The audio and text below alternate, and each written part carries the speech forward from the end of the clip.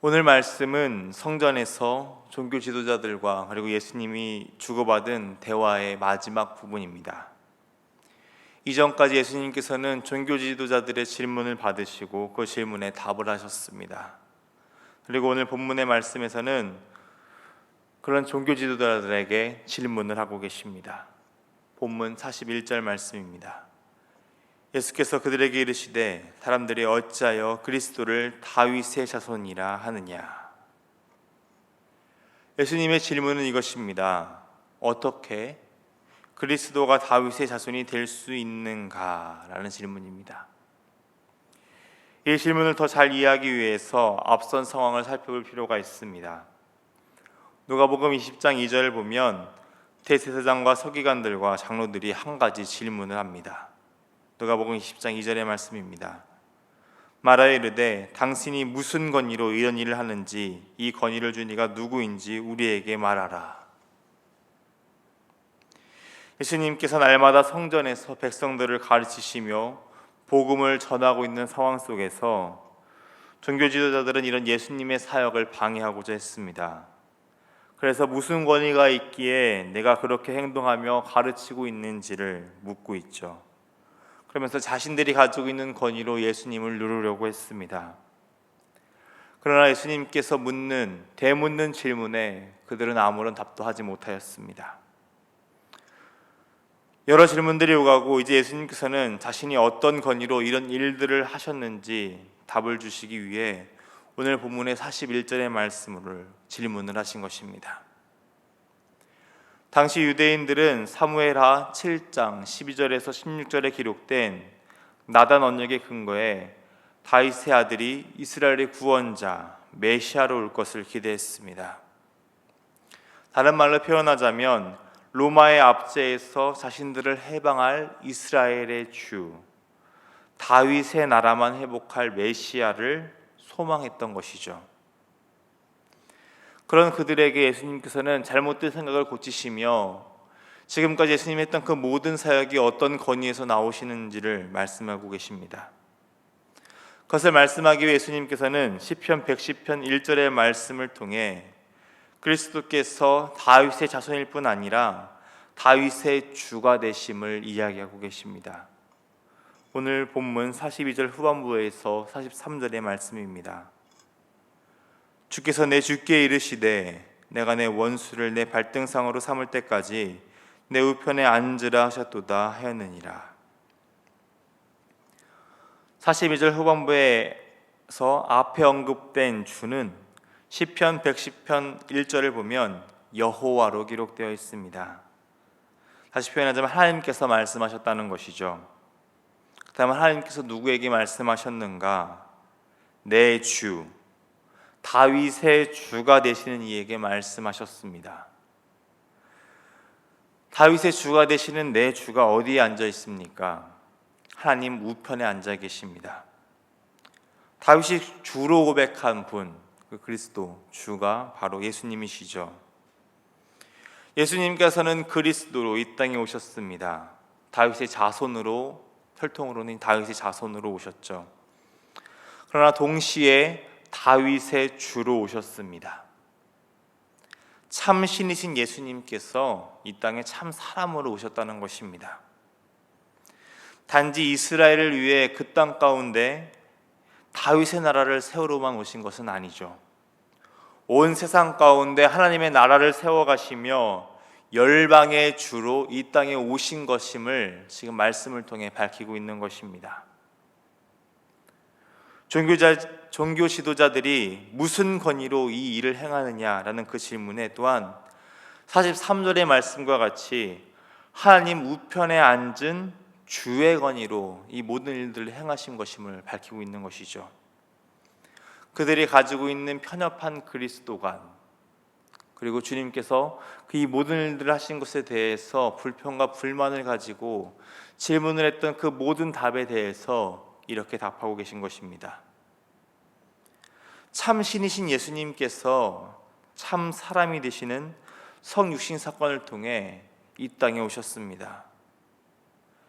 겸손히 섬기러 오신 주님께서는 누가복음 19장을 보면 예루살렘에 입성하실 때 나귀의 새끼를 타시고 겸손의 왕으로 입성하십니다.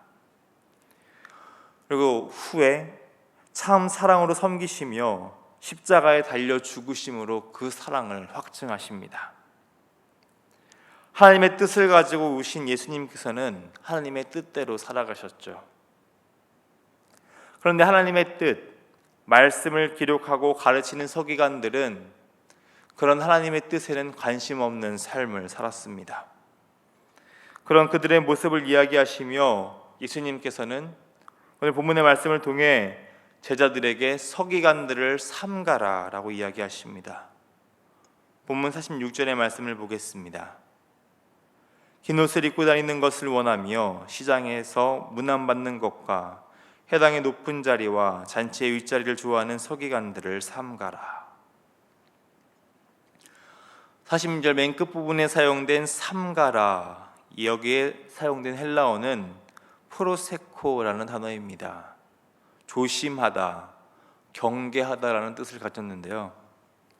서기관들의 모습을 보고 경계하며 자신의 삶의 자리들을 살펴보라는 것입니다. 그렇다면 예수님께서 말씀하시는 이 경계해야 할 서기관들의 모습은 어떤 것일까요? 먼저 예수님께서는 긴 옷을 입고 다니는 것을 원하며 라고 말씀하십니다. 여기서 기록된 긴 옷은 서기관들이 입는 정복, 유니폼을 뜻합니다. 이것은 서기관들의 명예와 권위를 상징하는 옷입니다. 그래도 어떻게 보면 외식적인 모습, 신앙의 경건을 보여주고 있는 자신들의 모습을 대변하는 옷이라고 볼 수 있습니다. 옷은 그 사람을 표현하죠. 정복은 더욱 그 사람이 속한 곳과 그 사람의 지위를 보여주는 것입니다.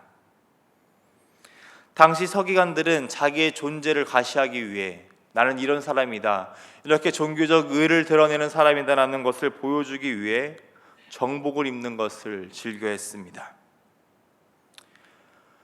정복을 입음으로써 하나님 앞에 겸손한 모습으로 나아갔던 것이 아니라 사람들 앞에 존귀한 자로 보여주고 싶은 교만, 그 교만을 이 옷을 통해 보여주고 있던 것이죠.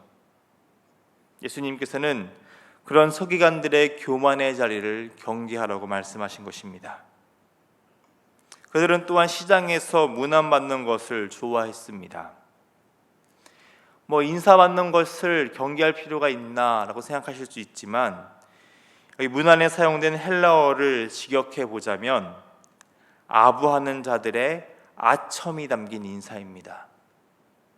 그러니까 이들은 하나님의 말씀을 듣는 걸 좋아하기보다 자신들을 떠받쳐 올려드리고 이렇게 아첨하는 사람, 그 인사를 더 좋아했다는 것입니다. 하나님의 말씀보다 사람의 아첨을 좋아하는 그 자리를 경계하라는 것이죠. 또한 서기관들은 해당의 높은 자리와 잔치의 윗자리를 좋아했다고 기록하고 있습니다. 이 역시 교만과 오만의 자리입니다. 자신들은 그 누구보다 높은 자리에 앉아야 된다고 생각했습니다. 그리고 다른 사람들 위에 서야 한다고 생각했던 것이죠. 그 생각이 심중에 가득했기 때문에 회당의 높은 자리를 스스로 탐했습니다. 그리고 잔치에 가서도 윗자리에 먼저 다가갔습니다. 이렇게 교만과 오만의 자리를 사랑하다 보니 정작 하나님의 뜻은 실천하지 않고 도리어 정반대의 행동만 하고 있습니다. 본문 47절의 말씀을 보겠습니다. 그들은 가부의 가산을 삼키며 외식으로 길게 기도하니 그들이 더 엄중한 심판을 받으리라 하시니라.